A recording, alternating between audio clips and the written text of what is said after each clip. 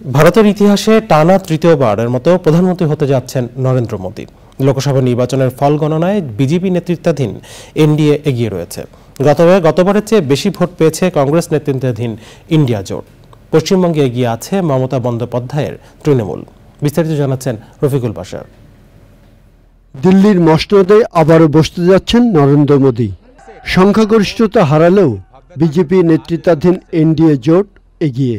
তবে আগের চেয়ে ভালো করে মূল প্রতিদ্বন্দ্বিতায় আছে কংগ্রেস নেতৃত্বাধীন ইন্ডিয়া জোট। এবার 400 পার বলে যে স্লোগান দিয়েছিলেন মোদী, তা না পেলেও আবার ক্ষমতায় যে থেকে যাচ্ছে তা সকাল থেকে গণনার ফলে নিশ্চিত হয়েছে। পদ্মফুলের জোট পাঞ্জা জোটকে হারিয়ে এগিয়ে আছে। জওহরলাল নেহরুর পর ভারতের ইতিহাসে নরেন্দ্র মোদী দ্বিতীয় ব্যক্তি, যিনি টানা তৃতীয়বারের মতো ভারতের প্রধানমন্ত্রী হচ্ছেন।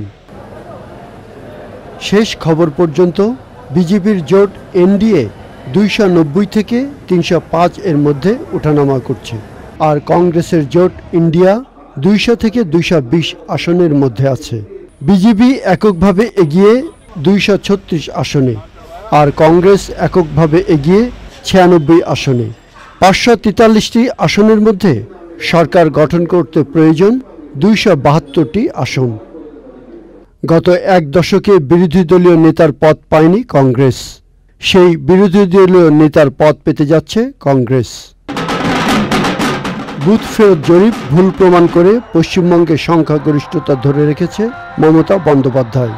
42টি আসনের মধ্যে 29টিতে এগিয়ে তৃণমূল। বিজয় মিছিল করছে তৃণমূল কর্মীরা। বিশ্বের সবচেয়ে বড় এই নির্বাচনে ভোটার সংখ্যা প্রায় 100 কোটি। এর মধ্যে 64 কোটি 20 লাখ মানুষ ভোট দিয়েছে বলে জানিয়েছে ভারতের নির্বাচন commission. Rafiqul Bashar, channel I.